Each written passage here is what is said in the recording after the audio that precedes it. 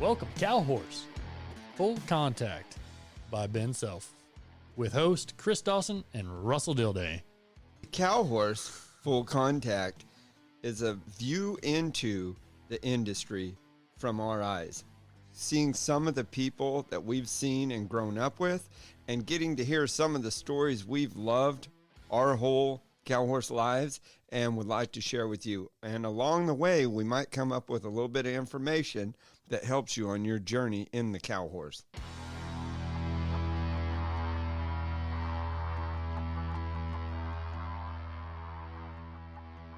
All right, Russell Dilday. Yes, sir. You shock me every day. You shock me every day. Oh. Not easy to do. Right? I've seen some of your stuff. The guy that made me want to be good at going down the fence, Russell Dilday. This is my hero right here. This is such an opportunity. And I'm sitting here with Ron Rawls' notes in front of me. This is terrible. Turn that over. I'm not that old. Right? So, super excited about this conversation. Just want to really dive in and learn more about you and learn where you came from and how you got to be this fine specimen that we see sitting before us. Just bad luck. Bad luck. Well, let's go early days. Let's start at the beginning. Well, I started out just ranching my whole life. Where was this at? In California. Started out in Raymond, California. Actually in Oak Flat. Oak Flat was the west side of the valley in California. When I was really young. Had 7 wire gates to get through to get to our house. You know, just loved cowboying. Loved ranching. My dad and his family went broke in Oklahoma in the Depression, moved out there to pick fruit. They just went up and down the valley picking fruit to make a living, got a Grapes house of Wrath. Yep, that's where they were. The story is that my grandmother got pregnant with him, didn't want him to be born a pruny, went back to Oklahoma and had him. He was the last kid, which at that day and time, if that story is true and they all hold to it, that wasn't an easy trip just to have a kid and then go back out there. He was the youngest of 4. And then him and my uncle were probably my biggest influences young. Not in the horse training or showing at all in my life. My dad had worked for Greg some when he was young, and he brought some of that style, I guess, but it was never really talked about. We just roped and ranched. But what they did teach me is how to get by a bad horse. 2 days in a round pen, and you could go to work on anything. They didn't start 2-year-olds, so it was 3 and 4-year-olds. It was a little rougher life, a little rough, but I got a lot from them. It made it to where I wasn't ever afraid of a horse. Didn't matter how bad they were, it didn't really offend me as far as bucking and, you know, little stuff like that, running off and things, especially in an arena when there's nothing to run into but a fence. And you can see it coming, no squirrel holes or nothing. So then I was roped a lot. Greg and Dad and my uncle were friends, and Greg would come to the Brandons a little later in life when I was, in my probably early teens. And so we kind of got to palling around at the ropings because Greg loved to rope, and I headed for him. How old are you at this time? Oh, you know, the first time was in Porterville, a little jackpot arena. I was probably, didn't have a driver's license. I was probably 14, 15. Mm-hmm. Jesse James packed me around to the ropings. Cookie James, he had gone to the NFR a lot. My dad and uncle had helped raise him. He was off the reservation. He took me there, and Greg's there, and he's like, Greg, I got somebody to head for you. Greg was needing a partner. He said, this kid here, and I'm on a horse with no tail because the mules had bit it off, but he's a big old huge horse. He's about 6 or 7, and I'm in a snaffle with split reins.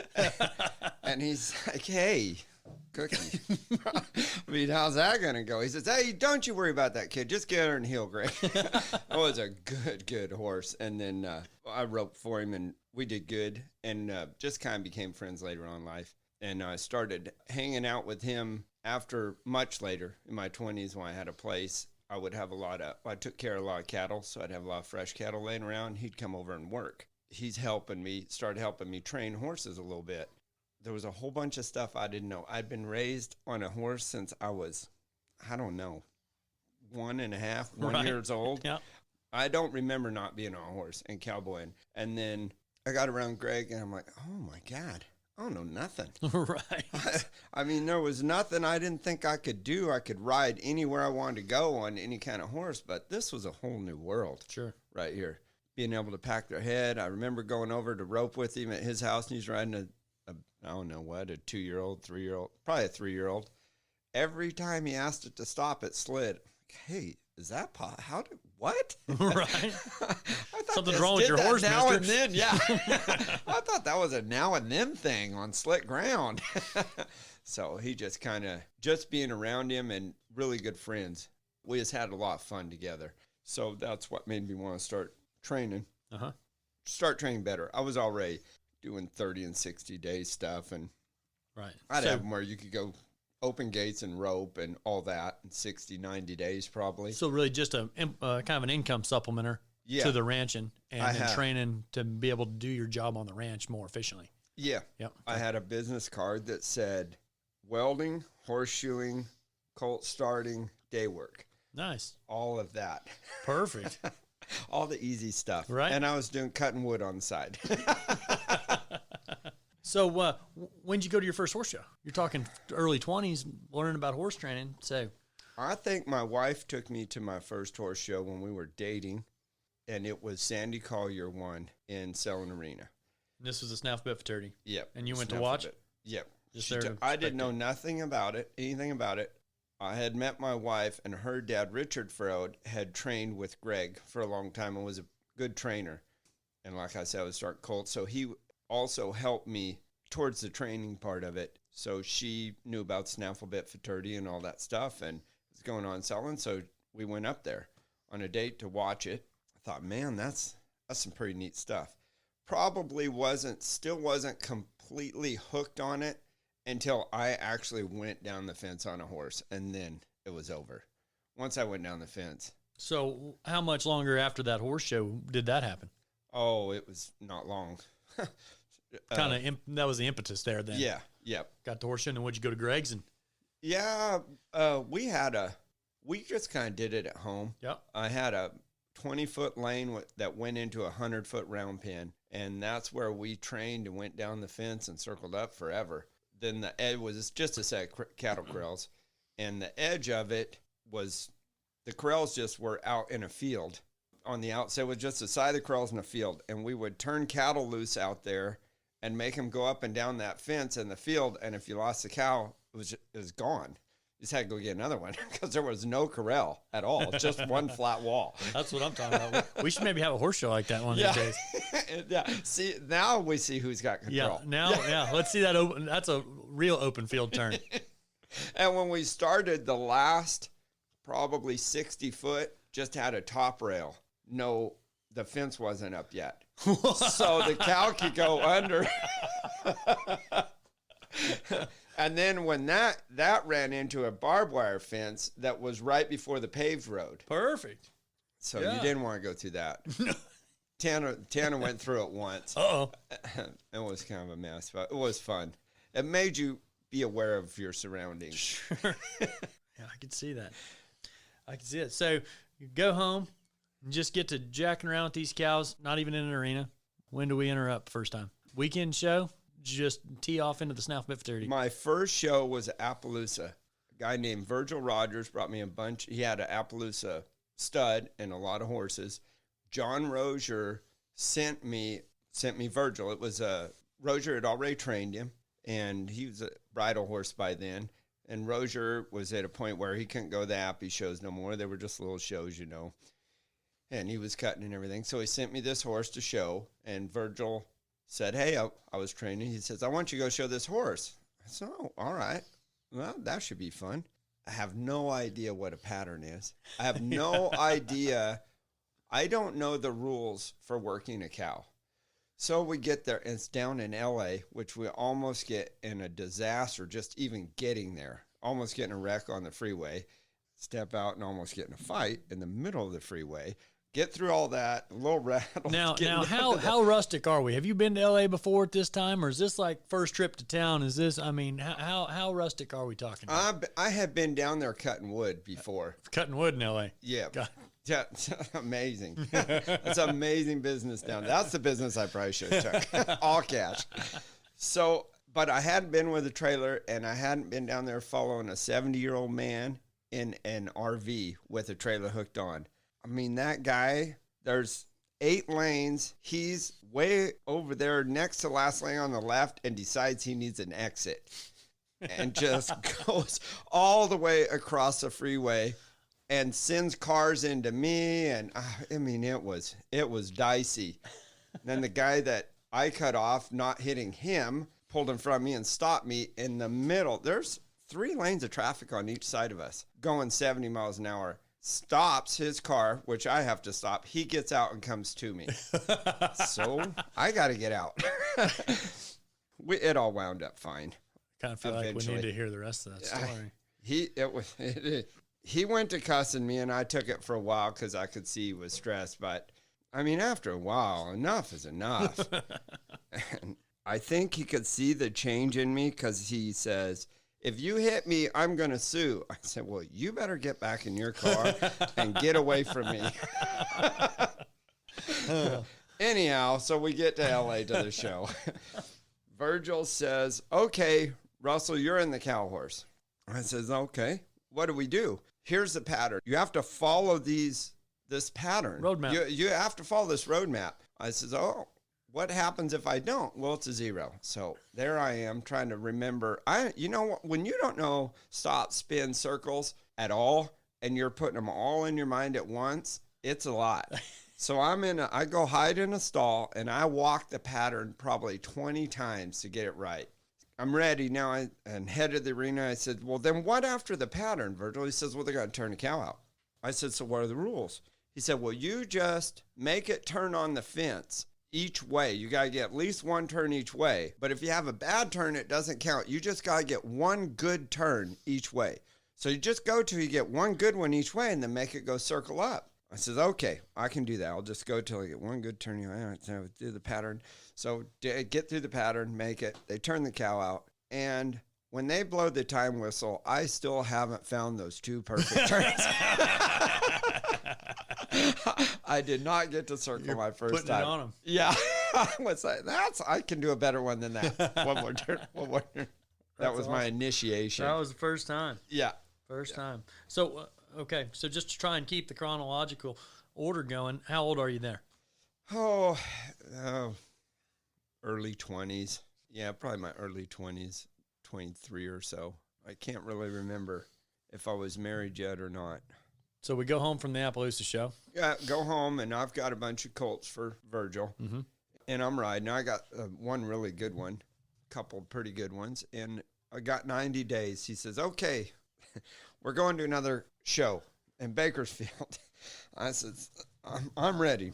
"All right, you're going to take that colt and the stud again and a couple more." He says, "Bring them down. I'll enter you up, and we'll do it." All right, I get there. The one stud has 90 days riding. He enters me in the reining, the cutting, the cow horse, the heading, the heeling, and the timed roping. I'm like, "Virgil, That's what I'm talking 90 about. days. Versatile cowboy. I don't think I can put my hand down on him in a herd." He says, "It's okay if you pick it up every once in a while. They won't mind. It's just a point." So I talk him out of the cutting, finally. But I'm still in all the other events. And I've got an older horse that's a pretty good rope horse, and I've talked my cousin in to come down roping with me because I got to have a heeler and a header and switch back and forth. We did all the events, but I have run the 90-day horse down the fence before the heeling. And when my cousin ropes him, we turn him, which means we got into the rope. It was a little bit of a wreck. And we got out of it and got rope. We didn't win much that week.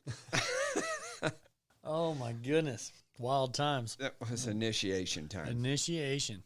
So that was welcome to the horse training, horse showing world. Yeah. Nice. It didn't seem bad to me. Right. Right. That's awesome. So from there we go, I mean, what point do we start, doing the NRCHA shows? I got a job putting the cattle in and out at selling. Huh? I think I'd had it 2 years before I showed. Got to be a paid spectator there for a little while. Yeah, then? yeah, paid Nice, spectator, nice. putting cattle in and out. And Nuno Menez is is the cow guy, and Cecil Hilderman's kind of the overall guy. He's kind of the guy that got me there. Greg's kind of got me the job. So the first year I showed, I had a 3-year-old, Dox Chantilly. She was just terrible. Is that the Snaffle Bit fraternity? Yeah, well, I didn't show at the Snaffle Bit. I put the cattle in out the Snaffle Bit, and my first show was Idaho. I got you. Yep. Got a check-in limited open and thought there'd never be another poor day. All roses, all belt buckles, start shirts, and belt buckles from here on out. Gonna be easy. Yeah, gonna be easy. Yeah. Ronnie Richards was the judge's monitor at the time, which I didn't know any of the real rules about that. But where they watch the videos is where they kept the food. So I went in there quite often and got ran out during a couple of reviews from Ronnie. Said, hey, you can't be in here. Why not? We're just watching movies. But went from there to showed that was Scott Darnell, True Blood's horse, and showed through the Idaho, and then showed that horse. Me and Darnell showed that horse everywhere in California because they had a horse show with almost every fair in California at that time. I mean, we went everywhere. That horse did not get a weekend off and did not need it either. And he's a Derby horse this time? We were just no Derby, just Hackamore. Just Hackamore. Yep. All right. Just Hackamored it and then bridled it and went on. By then we had some more. Had good luck. Had lots of good luck. What was that horse's name? Dox Chantilly, that was that one. Uh-huh. She was the pits. She really was tough. Well, I'd take her to Greg's one day and say, hey, Greg, I'm having trouble with this or that. And he says, okay, get on that side of the fence. I'm going to work her through the fence and work her a little bit. Well, she climbs on the top rail, trying to jump over it. And he gets her lined out, and off we go to another show. She wasn't great. But then the True Bloods wound up buying probably my first open horse. One that could really go compete was Miss Plain Plain from Greg. John and Scott went cutting on her, and then for some reason we started doing the bridle. Wound up going to the second World's Greatest on her, and that mare packed me. I mean, she showed me the light on the fence work because Greg had already trained her. She would just swallow a cow. She was fast, stop hard, and would circle like a demon. And she was huge in the steer stopping. That's awesome. So I'd struggle through the cutting and the reining, and then let's go. Right. Yeah, so that was in 2000. Second year of World's Greatest. Yeah. 2000s, 20 years ago. I flagged on her the first one. I was the flagger, so she was kind of there. All right. That's awesome. So we're showing her we're full-fledged reined cow horse trainer at this point, right? Like making our living. We still ranching? Or we making our living just horse training at this point? No, we're still ranching. I'm kind of always was ranching to some level. At that time, Joe Willoughby was riding with me and Tana, and we had about 32 head in training, cleaning all our own stalls, washing all our own horses, saddling, taking care of 1,500 or 1,700 head of steers, a little bit welding here and there. Still cutting a little wood in L.A.? Yeah, no, I'm done with the wood by then, but still shoeing some. I had to finally give that up. And I don't know if I had, Tana and I had a small batch of cows of our own too. Right, and then the kids, are they born yet? No, we had them way late. We were married probably 10, 11 years before we had the first one. Didn't have time. Right. So how old are the boys? Right now they're 15 and 16. 15 and 16, yep. We had them in Porterville and moved out. We moved to Oklahoma 7 years ago. And probably the biggest thing that I would have to say my dad and my uncle were the biggest influence on being around a horse. And then Greg Ward was my biggest influence on how to train one after that. And we've talked before about the ranching, how the cow horse came from the ranching, but I spent my whole life on a ranch. I was cowboying out of a saddle that said Stock Horse Champion 1931 Siegel, which my great uncle had won, and I had no idea what it meant. I didn't know what the stock horse was. I didn't know that the cow horse existed until Tana took me to the fraternity. I had no idea what it ever. That's incredible. Yeah, it was kind of eye opening. All right.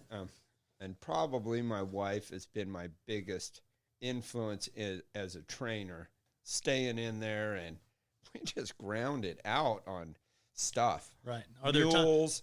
So there are times there when you're thinking, man, I'm just wasting my time training these horses. I could be making so much more money welding and even just taking care of these cows. I mean, what do you have that thought going? Because I mean, we know how these times are, in that part of your career. Probably by then I had already done a lot of things.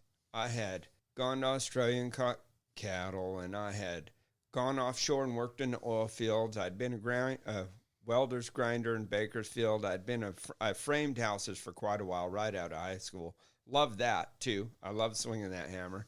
I had done a lot of the wood cutting, didn't mind it. At one time, I was helping a guy put a roof on my uncle's house because it's the time when I was working as a carpenter. It's a little bit later in life. And my uncle and them were branding down at the other corrals, and it just about killed me to have to not go brand. And that was kind of probably the first time I recognized it. I love there was nothing I didn't like doing, no work I didn't like doing, but the horses is the one I couldn't do without. Of course, it was the one that pays the least. Lucky. Right. Just lucky that way. So when I got to doing the training and stuff, I really was riding horses to ride horses. I'm doing 60 day. I mean, I thought I was stealing money if I got to keep one 90 days. I thought the last 30 days, I mean, geez, he does everything. What are you guys paying me for? Right. So not winning the shows and stuff wasn't really my goal. It wasn't, until Greg talked me into showing, it wasn't even an aspiration. Mm-hmm. I just liked roping and riding and working cattle. So I never really got to where I would get the phone calls that want me to go to the East Coast and be a pipe fitter and stuff, and it was big money. And the guy that had the wood business wanted me and my buddy to buy it from him and go down there, and it'd have been big money. But I knew it wasn't. That I was doing what I wanted to do was ride the horses. And I knew if I went and did that, I was going to make a bunch of money, but horse riding be done. Yeah. You can't do that. You can't go down into L.A. and buy a wood business and get to ride. Right. So I really didn't think about stepping away from it. There's times when I was sure struggling where I thought about doing more cattle, which is what I do now. But I'm always going to be riding. I'll always be trying to train a better horse. Sure. I just got to make enough money where I can afford to do it more times of the day. Right. Longer. Sure. So we have Miss Plain Plain. We're struggling through. We've got Miss Plain Plain, and now we should be about time that another little horse comes along that was pretty special to you, I think. Why don't you tell us a little bit about Slider? So Slider is a 3-in-1 package bought by Dana Roulet, who I had ridden quite a few horses for. And Dana Roulet was able to find good horses from nowhere. I mean, it was incredible what she would bring and what nice horses they were. Maybe they didn't all go on show, but she had a really good eye. Right. And so a 3-in-1 package would be the broodmare, folded side, and one inner. One in the belly for, I want to say, $2,500. She bought the whole package. And which one was he? 36 at the most. He was the one by her side. Yep. Yeah, I think it was. So she brings him. She's already ridden him, 15, 30 times. So he's maybe. a 2-year-old. You're actually getting started 2-year-old this time. Yep. They already called him Slider because he slid when he stopped so far. So he's a little old pony-looking thing. He's kind of cute, tons of hair, but he's not very big, which I have always kind of liked a small horse. It didn't bother me. And he's got tons of personality. And we just go to riding, and I'm like, Dana, this is a neat little horse. I mean, this horse is neat. I just loved him as a person from the beginning, and the stopping thing was incredible. So we go along all the way to the pre-futurity, which is the year I showed him was in Fresno State Equine Unit. Kathy Gould was running the Valley Cow Horse, and the Valley Cow Horse had taken on the pre-futurity because it left Bend. So we're on the board. There's no arena. So we tear our arena down at our house, put it on a flatbed truck, take it up there, work the ground, and set it up for the pre-futurity out back. And at that time... And this is in 02, correct? Yeah. Yeah. Yeah, I think so. 02, yep.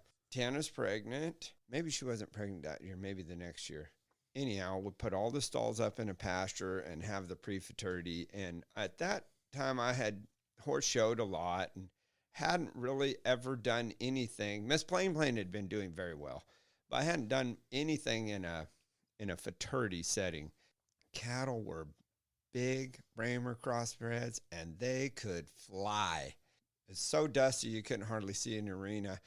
And that horse went and had a fence run that was just incredible. Won me an open check and a limited open. Can't remember if we had the intermediate. We didn't have it. I don't think we did. Made about $5,000-$6,000. Like, it was the first time I thought, hey, I can compete. I mean, I got a chance. Right. Then we go the futurity and make the limited finals and wind up second there. And I didn't know that's what stopping felt like till I had that horse. He taught me everything about stop. Everyone had tried to tell me, but I hadn't felt it until I felt him. Right. And what is it about that horse stopping that, what'd you learn? What did it teach you? Just to let them run and let them stop instead of making them stop. Because I had grown up on horses that bucking wasn't an odd thing. Not bucking was an odd thing. When I came to the horse show and I saw people standing straight behind a horse combing their tail, it freaked me out. I mean, we never, ever stood, everything kicked. Everything would paw. I mean, I had a whole set of horses from up north that pawed their headstalls off while you're on them. And the whole world was always protecting yourself where I came from, which is, it made it to where I thought that was life. Well, I was always doing everything. And with that horse was the first horse that taught me, hey, you don't have to do it. You don't have to pull to stop. Just ride, let me be straight and say, whoa, I know what it means. That's what he told me. And he was the same way on a cow. I didn't have to do it, which Miss Plain had already mostly taught me the cow because coming from Greg said, hey, you got one job. Get that horse past the head to where the cow stops. That's all your job is. You don't need to stop her. You don't need to pull her through the turn. You don't need any of that. Keep her straight. Ride by the cow till it stops. That's all you got to do. Everything else will be taken care of. Just go to the cash machine and get your money. Yep. And that's what Slider taught me in the reining, which no amount of words can replace feel. Sure. No. When they give you the feel, they're like, oh, that's what I'm looking for. Right. People can tell you that forever, but once you feel it, like, oh, that's fun. Well, I've been working this hard. Why? I've been working so hard. This doesn't work. I don't know what to do. Yeah. So we go on with him and have a tremendous career. Win the world's greatest 3 times. Yep. So Dana Relay was wanting to sell that horse. Man, by now I'm in love with this horse. Man, I just love him. So I tell John Ward, we're big buddies then. I'm like, John, she wants to sell this horse. And I don't want to lose him. He's like, hey, you can't lose your horse. He knew that was the horse. He says, and John's always trading. So he's like, hey, well, all right, what's she want? She wanted a broodmare. So we start trading. It takes 2 months. Dana Relay can trade now. She can trade. So she gets a brood, and John will trade too. I mean, you need a piece of paper to write this whole trade down. When she's got a broodmare and breedings to Mr. Dual Pep and just go, and then another horse and blah, blah, blah. And when it's all done, John owns half the horse and I own half the Slider. We go along a little bit. We both own him for a minute. He doesn't really want half of another horse. He's got 60 broodmares. So he's like, hey, just find somebody to buy my half out and you can have him or whatever. So Tiana's family friend, and by then my friend, Kevin Cantrell, was kind of looking around for a horse, and I call him, say, hey, buy the other half of this horse. We'll split him. He bought John out, and then me and Kevin went on from then. Took him to the world's greatest. Kevin had also bought Miss Plain. By then, he was doing really well in the cattle business, and I showed her one more year for him, but we had Slider going in the derbies, and then I showed Slider for him at the world's greatest, and he actually won the prelims, and I did the wrong pattern in the finals. I'm telling you, it was the worst. That's rough. That was probably the worst feeling I've ever had in the show pen because I'm in a big fast and the first one's supposed to be a small slow. And when I realize it, There ain't nothing you there can do ain't no about way. it. Yeah. You can't ride out of it. Yeah. Oh, Sick. that's heartbreaking. Yeah, I drove straight home. No stopping, no sleeping, nothing. Oh, so this is what year? What year was that? Oh, man, Chris. How many times you showing there before you won it the first time? I don't remember. Because we won it in 08, Yeah. 09, and 11. And 11, yeah. He was a 99 model, so that's probably 6 or so. Yeah. Probably about then. I think I showed Miss Plain about 7 times. Uh-huh. And, you know, to that mare's credit, she only did make the finals once for me. That mare was a heck of a mare. Yeah. And she kind of set me up for the fence work on him. And then he just, that horse, he gave me the reining, which is why I'd never had. It's the first time I looked forward to going in the pen and showing in the reining. Sure. Prior to that, I'm like, oh, let's get through this stupid reining. Right. And him, I'm like, hey, guys, watch out. I'm going to come get a little gain on you. Right. I was still weak in the herd. The horse wasn't. I was. Because I would put cutters on him, and they would just be like, this horse could go cut in the open. I'm like, oh, great. I've been ruining that. Sometimes that makes you feel, I'm always, I've run into that situation myself, and I'm not sure whether to be complimented or insulted. Like, yeah. Well, I'm having troubles marking a 16 on the side again. So. Yeah. So anyhow, then he won. I just couldn't even believe it. That was the biggest. That first one was the biggest open win, probably. I'm going to take that back. That one was euphoric. But the second one's a time when you're like, oh, my God, I mean, I really can do it. Right. It's not just a one-off, just a freak deal. Right. So then it just kept showing him, and probably that horse was so easy to train that I probably wrecked a lot of horses after him, trying to train them like I trained him, not putting enough basics in, just thinking, hey, it's all going to work. Just get them soft, ride around. Then they let it rip. They didn't have that natural stop. Right. So they make this horse. They made him a Breyer horse, right? Yeah. Dana Jones was a non-pro customer of mine. Yeah. Relentless. She was relentless. She says, hey, he needs to be a Breyer horse. I said, really? She says, yeah, fill this out and that out. And she just hounded him and made him notice him. She's the reason he became a Breyer horse. And then I moved back here and they called me and say, hey, your horse is a Breyer horse. Why don't you come to the Breyer Festival? I'm like, oh, all right. I'll go back there. I take my boy, who's about 7, 8 maybe. We go to this thing. It's unbelievable how many kids are there. I mean, it's nothing I thought was just going to be a little couple hundred people. They're renting motels. There's the motels are all full, and they're setting up Breyer horse selling sales in motel rooms. You just find flyers. So we get there. I'm like, well, what are we going to do? And she said, well, you're going to come out here and sign autographs. I says, oh, all right. Do a few autographs. No big deal. She said, you're going to have a horse handler. I'm like, well, I don't got nobody.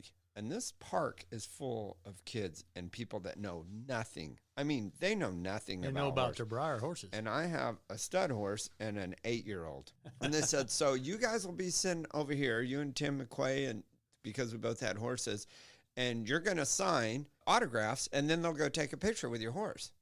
Like, oh, my God, this does not feel like a good idea. I said, well, all I have is Colt, and he's just going to have to handle the horse. So they sit us down there, and they've got the Breyer deal, and they open the gate. And I'm telling you, there's a herd of hundreds of kids running at us. And I just think, this is going to go so wrong. This isn't going to work. Sure. The line lines up for, I don't know how long. I can't see the end of the kids that we're signing for, and that's all I can do. And Colt's just on his own with a stud horse and about 400 or 500 kids riding around him, taking pictures, and he's setting it all up. And there's other horses, and that horse just went right on through it. I'm surprised you didn't break and run, much less that horse. No kidding. Anyhow, it was fun, but that horse gave all that. Right. What a neat experience. What a neat experience. That's super, super cool. Yeah, so that gets us through chronologicalness, right? And yeah. I mean, well, what happens after that? All right, so after we have Slider. We've got all the, and this is Topsails Rien Maker, by the way. I don't know if we've ever mentioned his name other maybe than not. Slider. But so you go home and you're continuing this horse training, horse training here after Slider, and you're still showing him. You showed him pretty well right towards the end, didn't we? Yeah, right to the end, he got the kidney failure and had to put him down. But probably up to the year before that, he was just rock solid, stayed sound. He showed everywhere. There wasn't a show too small to go to for us at that time. And that's how he got to be the highest earning horse for a while. It's now Lena Oak from Ron Emmons, who did the same thing, just showed and showed and showed. And me, I was chasing Bobby Avila. That's who Sure. Chick's Magic Potion. I was chasing him and trying to pass him, and then he finally had to retire, and then we were able to go by him. But that horse let me go compete with Bob Avila, which early on, there was no way. Right. No way. And then you get to that horse takes you and lets you be a threat at that level. Sure. Yeah. Well, in our generation, him and Teddy, right? Yes. It was him and Teddy, and they were it, right? To For beat. us, really. Yeah. There was the guys that were before, but yeah, those were the two guys. Dominant when we were there. Sure. Yep. Very dominant. And he was dominant in two fields. He was dominant in the reining and the cow horse. Mm-hmm. He was everywhere. So I just training, then I start doing the stallion thing, breed every mare that I don't want to ride, and then try to take that baby and go win on it. And Right. he actually, his first colt that I had, made the finals at all three majors, the pre-futurity, the futurity, and the post-futurity. But my training slipped, and so I didn't make his babies be what they should have been. I think I'd had too much going. It was on the board, tons of horses, and It's the trap. It was a trap. Yep. And there was not riding. I was going at it hard, but I wasn't thinking enough, I think. It was just, I'm a little bit hard-headed, and when it gets tough, I'll go a little harder. Right. And probably if I could have slowed down, and then Greg died on me. So just a lot of things happened, and that's why I think he didn't make the stallion he could have. A lot of people will say, oh, it's the mares. And hey, you got to have great mares. Sure. But if you don't have somebody training them babies, it just won't work. And he got to breed there were some really good babies out of him, and there were some that were not good. But they'll forget about all the not good ones if you do a good job on the good ones. Sure. And I wasn't. So we had the big numbers, a lot of backyard horses that didn't go into training, and so he didn't really make it as a stud, whereas I think he could have if I would have been smarter. He came too early in life. Right. I didn't manage it as well as I should have. So still the training's going good, still making money in California there. My dad gets some cancer. We've been threatening to move to Oklahoma for a long time, Tana and I. They had moved 20 years earlier. So we just left, got a place, didn't even get ours sold because it looked like he was going to die. Got out there and he didn't, and we stayed anyways. It's awesome. And he's still doing good now, right? Yep, still doing good, real good. That's incredible. Yeah, but it was a good change because I think it got us out of that grind we were in and let us kind of open our eyes and see what was going on with the all the things that you talk about being a trainer. The free rides, the partnerships, the horses that aren't paying you. We had all that going on. We were not making money. Right. We were having a hard time. And when we got out here, it let us just restart. I started not having people come over and ride unless they paid something because I'm making the ranch payment. If it's not worth $25 to ride here, ride at your house. Yep. It's that simple. It really let us make the training a better deal. Sure. But we also got in the cattle business, and that's a volatile business. I think it'll work out in the long run, but it took us away from the training for a little while. The training is more on the side now. So your dad getting sick, moving back here, sounds like kind of give us a new perspective on things a little bit. Kind of shifted the goals, try to get back to what matters a little more, huh? Yeah, and it let us get back to just enjoying what we're doing. Mm-hmm. And it also helped us a ton with our boys. We got the one boy with autism. Tana had already started homeschooling him out there, about a year before we left probably, and we continued with it here, and it let us have so much more time with both of them, and especially him, because at school he was just kind of doing whatever he wanted. He had autism, so that's let him slide on everything, so he wasn't having to he wasn't really having to do anything. And was just kind of not behaving well, and Right. it's a little wild anyways. Mostly because of his mother. Right. So with the autism, you guys are real involved with the surf and turf. Yep. Danielle and Izzy Paskowitz. Yep. They have an autistic boy Mhm. that they discovered, I think when he was about 5 or 6, and they didn't have any money. Danielle did everything she could to help that boy. And at one point, there was a guy that said, if you come swim with the dolphins, it'll help him. I'm going to short story it. So she scraped up, it was a lot of money, like maybe 10,000 or some crazy number. She scrapes it up, takes him there. It didn't help nothing. I mean, it's not some magic. Dolphins can't cure autism. Right. Weird. So she decided that someday, if she ever could, she would help people like her for no money. So and Israel is a world-class surfer, world champion, and they have a surf camp. That's what his dad kind of started. So they let autistic kids come say they go to San Diego. Any autistic kids in that area can come and surf for free that day. He gets pro surfers to put them on the board, take them out, and it really gives those parents a view of their kid being happy, because most autistic kids are very distant. They stim a lot and they shake their hands a lot, and it's a tough life, especially for a single parent. So we had gone and helped with that stuff. We didn't know ours. We didn't know Ace had it yet. Oh, really?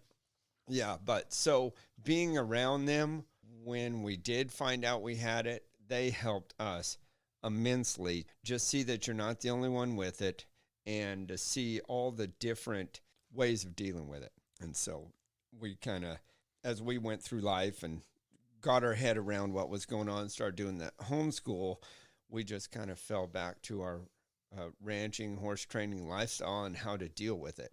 We just got to find what he can be and get him to that point, not just say, hey, you've got autism, you can't do nothing.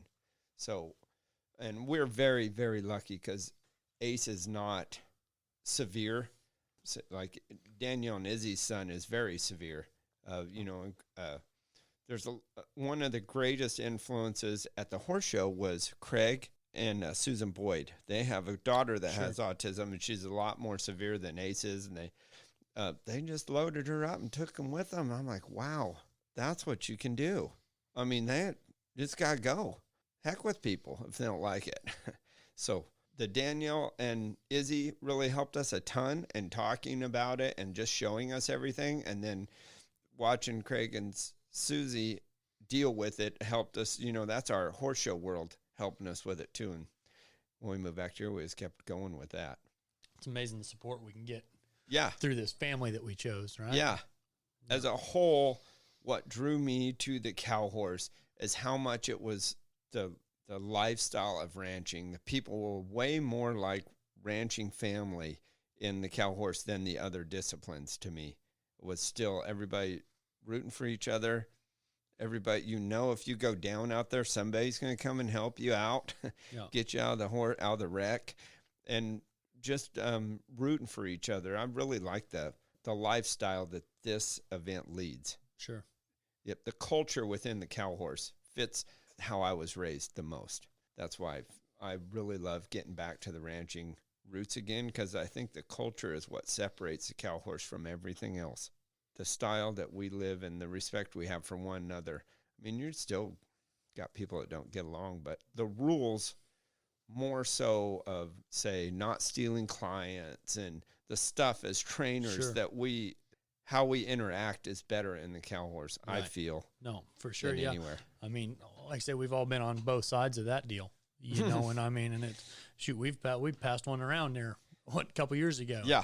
You know, one of those deals where I was like, I don't think this is an open you horse were mad for at me. But I said, I think maybe Russell he spends a little time with it, be all right. And you did. You won good money on her. Shoot, fire. Now Ben Baldus has got her. Shoot, we've just passed her around. Yep. It's been nice. Yep. I might get her back too. Oh, that's awesome. Like, what am I missing? What are we missing here? I guess, I could say when the world's greatest started, how much it's changed. Look at what's happening now. The first year up there at Guthrie, Scott Clark came up with this name that most of us trainers thought was somewhat audacious. Really, the world's greatest horseman? What about all the English people? What about the bullfighters? What about all that? Hey, but the name was awesome. Awesome. Hey, so when I'm a kid, I see this deal advertised, world's greatest horseman, going to be at the Lazy Arena. They're saying, come on, if you can rein, come on. If you can cut, come on. If you go down the fence, come on. If you can rope, we got some for you too. Y'all, everybody get together. World's greatest horseman. I think I started advertising this in like 98. I'm 16, 17 years old. Holy crap. This is going to be awesome. It's like a year buildup. I'm like, yeah. It's the coolest thing ever. So I ended up going to watch the first one there in 99. And it lived up to everything that I'd seen. I went there for the finals, watched Teddy Robinson win it on Katie Starlight. Feel like I'm at home, right? Welcome to Cow Horse. This is where I belong. And now talk to us a little about the difference and what kind of that evolution, because that was obviously a little before me. That was my first interaction with it. I didn't know anything about the name. Like, talk about what you guys thought about going to compete at something that nobody's ever heard of before. It's called the World's Greatest Horseman. You guys roll in there and you've showed it, most of them, over the last 20 years. So talk a little bit about the evolution of that and, how it started. Well, in the beginning, it was just an idea. So nobody really knows how it's going to go. And you don't think that adding one event is going to make that much difference. But the thing about the world's greatest with 4 events, there's so many ways to lose. So the fun of watching it is the drama, the death in it, the sudden death of the leaders falling out and someone else having a chance. And it's been like that since the very beginning. What it's evolved into now is there's more people wanting to do it. For a while there, it felt like it's a war of, 7, 8 horses that, and then a few filler-ins are just trying to get up in there. You would just take one, and 25 is about the most it's going to be. Maybe we get to 30 now and then, and we got to 40 once at Stevensville went there, and there was a lot of hype. But then it just fell back in the 20s again. You think, well, there's only so many horses can do it. There's only so many guys that can do it. It's one rider. You don't get to mount on all these different horses under one guy and give him all these shots. And it's just going to be a 20-horse deal. Wrong. Here we are. 51 head of horses last year. And more importantly, 20 head of youth kids in it. Those are all future riders. It's starting to be where people understand that event, they can make the horses for it, and there are the people that can do it. And now the horses are getting more and more solid. And I think partially from the 2-rein spectacular and also the ad of early when I started, there wasn't derbies. We didn't have derbies. You go to the fraternity, then you hack them more 2-rein bridle. That's all there was. And there's no money in a bridle anyways, until probably the biggest bridle thing was the world's richest paid $100,000 for the first time. At that time, what was so staggering about that event is no other bridles paid that good. It was just weekend shows. And now we have the derbies where they keep winning. Then the 2-rein. Now we have all the spectaculars in the bridle. These horses are making a ton of money in the bridle. Mm-hmm. And so we're making more bridle horses. And now we have such an influx coming from rodeo, a lot of ropers like Jake Telford and Luke Jones and Zane Davis and Kelby, Corey. There's a ton of people coming that can do the roping handily. It used to be not that many guys in the world's greatest could do the roping handily, so it took a lot out. Now it's not taking that many out, and we have 50 head of horses. I feel very good that it could just keep growing to who knows what number. Sure. Because it's the most prestigious event that the most people can watch. Ropers are interested, cutters are interested, reiners are interested, and of course we are. So you can build a bigger crowd with less horses. Right. And it's by far the most media-friendly event of all of them. It just, the title, that audacious title that we thought was too much. Right. is what has made that event. If I could win one more thing, if I could pick between the greatest and the futurity, I would pick the greatest. Sure. Just because No, absolutely. to me, it's everything. They did a little demo at the first one or whatever, where the finalists, you write something. And they said, well, what about the world's greatest is different? I said, well, it's the rope, because it embodies everything you want in a horse from where we came from, the ranch world. And if you have a rope, you're a cowboy. If you don't have a rope, you're just a boy on a horse. Right. The rope is what makes you dominant in the world of nature. And so I think people are drawn to that. So as a marquee event, I think it's the best that you can go watch. Sure. Because with the one rider, it's a chance for someone like me to get a big check, because you don't have to beat Todd Crawford, Todd Bergen, Bobby Avila. And nowadays it's Corey Cushing, Clayton Edsel, Justin Wright, Chris Dawson, Sarah Dawson, all these. You don't have to beat them 5 times. Sure. It's one. Yeah. You make one mistake, you're out. Yeah. So that gives all the young guys a real shot.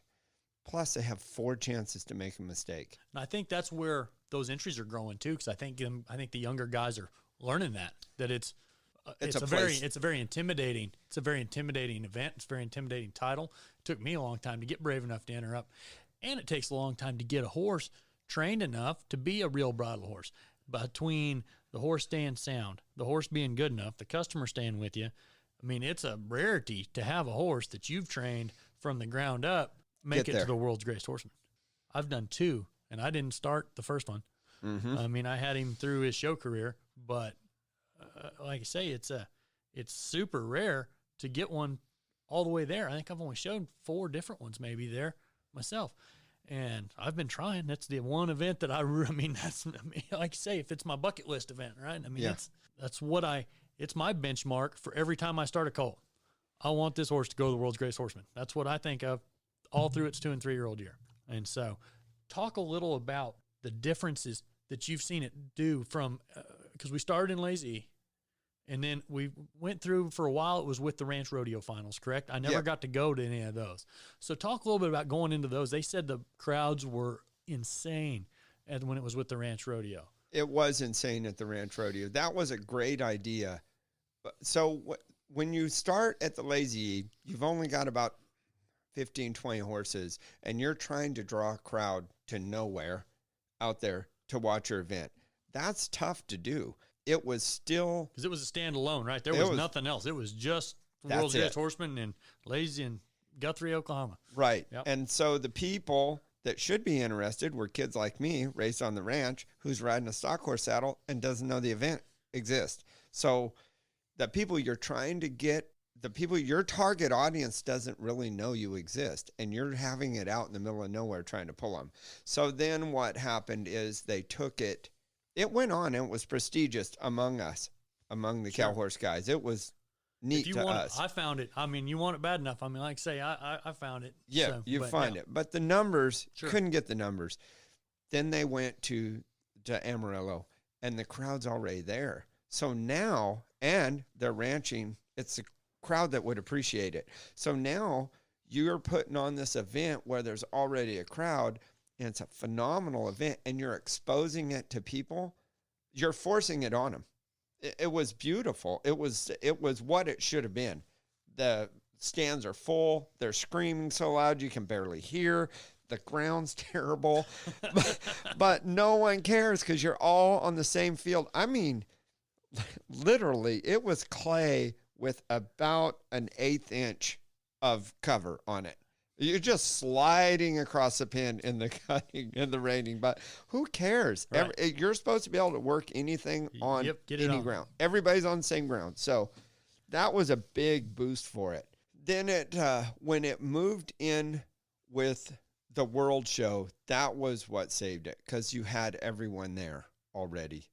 Went to Stevensville, tough, cold, but there's something of a crowd.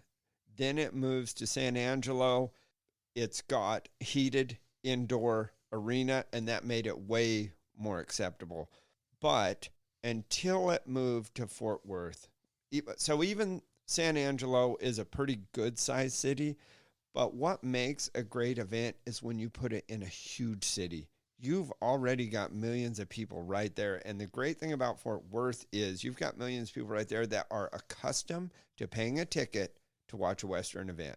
Yeah. That's not true everywhere. Right. You know, so when we went there, and that's the brainchild of Dan Rozier and the backbone of Larry Bell, is that World Show. Once again, it was protested on the East Coast a little bit, but finally everybody got in on it and could see that the idea of a world show is that you've got to be able to access it from the East Coast and the West Coast and the center of the world. And that brought more people to it as far as entries, which creates more spectators. And now it's, you know, it's grown so much in Fort Worth just by publicity around there that it's standing room only in there. And the crowd now on Friday night, which is the prelims, Thursday night. Thursday night, the prelims, it's like showing, it's more than what used to be showing in the finals. Sure. And you're just doing the roping and the fence work, and they're screaming. It's packed. I mean, it's just a blast just to get to that part. Right. And That's the funnest place I show all year. Yeah. I mean, it's just a blast to be entered in that event. Mm-hmm. And like I say, if you're not entered, you're missing out. And it's sudden death. Yep. It's never over. No. In that event. You just soon not be leading. Yes, right. I think your odds are better. Yeah, your odds are better if you're not leading. Yep. So showing there 3 times. What about the pressure of going back in there after you've won it once? Is the pressure off after you've won it one time and you're just going and showing and having fun, you know you belong? Or are you thinking, man, I'm entered. I know I got enough horse to win this. If I don't win it, it's on me. I mean, what's the mindset right there? You know, it was. And how do you deal with it? I'm kind of I'm better if they think I can't do it. And I kind of felt like it was just as much pressure or more because I had already won it once and you didn't want to mess it up. I couldn't even watch the finals after I showed. I just went out in the deal and hung out with Gatrone's braiding shop. It's just me and her out there visiting, and I buy a pair of reins from her. I couldn't even watch because I did not dare want to wish anyone bad luck in there. Sure. And I just had to wait for him. Then when they announced it, I realized I don't have my horse and I'm nowhere near him. I've got to do a dead run to go get him and get back in there. But it was no less pressure. It was maybe even a little more because you know you can do it and you don't want to let that horse down. Right. When you like them horses that much, you don't want to, like the year in the middle, I miss in the roping to be, I don't know that I could have been first, but I sure could have been second with that loop. That's what I hated is messing up. I don't mind doing a good job and letting them pick the winner. That's kind of how I've looked at the whole thing. I'm going to do the best I can do. And if you win, they'll tell you. Just don't go do dumb things. Right. Like miss. Like I did on Jake's horse. That one hurt. Yeah. We've all done it. Yeah. We've all done it. We've all been there. I mean, like I say, I don't know if everybody's been off pattern in the world's greatest horseman, but you have, and I have. Man. And like I say, and usually to be a good score. It seems like you never go off pattern when you're going to be a 207. Right. Right. No one notices. Yeah. I remember I'm sitting there one time watching, and Matt Budge and Casey Deary are in it. And Matt Budge, first horse out, cuts, turns around, walks back in the herd, and cuts the same cow. First horse out. And I'm sitting with a bunch of his cutting buddies, and they're laughing at him. And I said, hey, you guys, I'm telling you, this event makes the cutters lose cows, makes the reiners go off pattern, and makes the ropers miss. I don't know what is it, but that's the deal. And I mean, Casey Deary goes off pattern and blames me for having said that. Would be like Casey to blame somebody else. Oh, yeah, that's an incredible phenomenon. I mean, the years I've missed a couple times there, you know, and you get to thinking, well, I've shown there 2-3 times. I've not missed. Poke your chest out. Get ready because it's coming. Oh, I went forever. I go miss. In 1 year, I missed 2 loops on my wife's horse, catch ride for Jake, and not just basket weave the horns.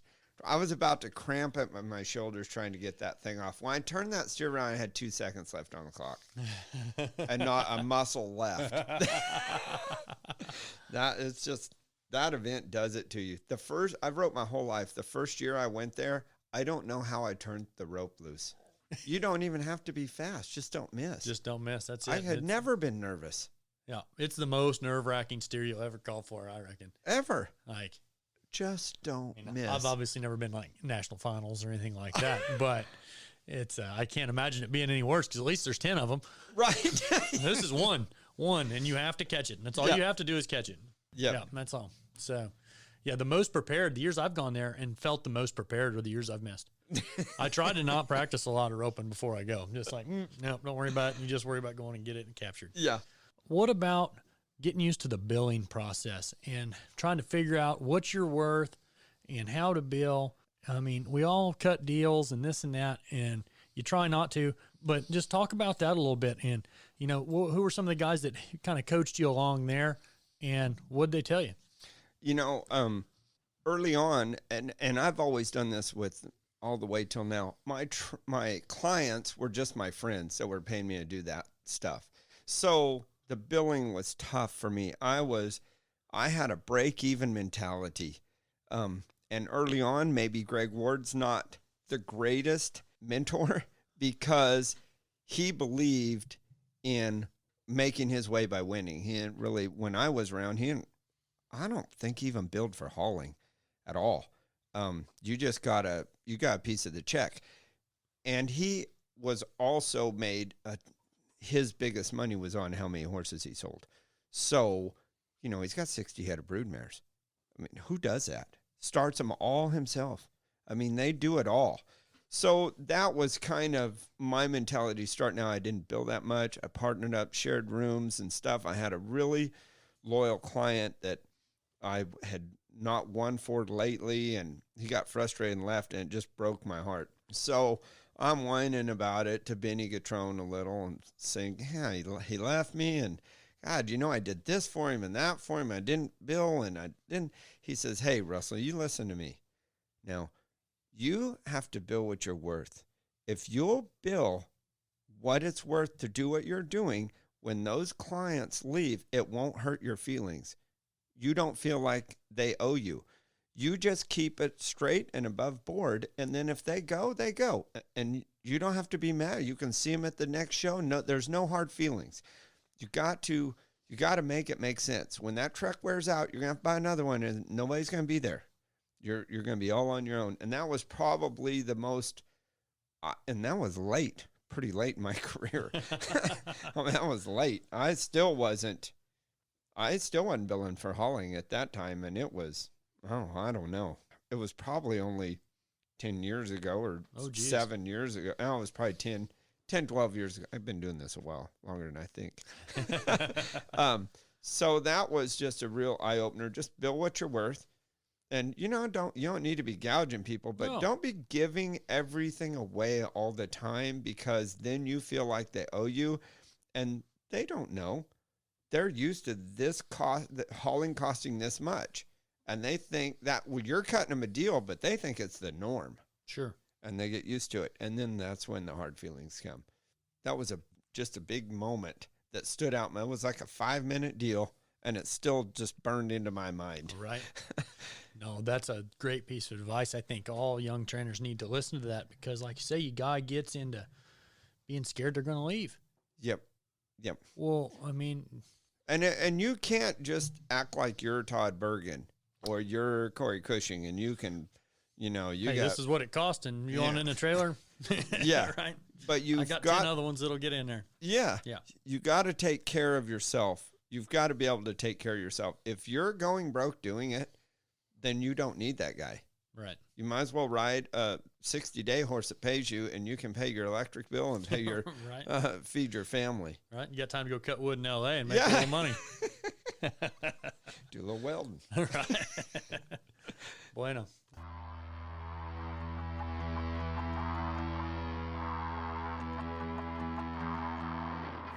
Thank you for listening to Cow Horse Full Contact.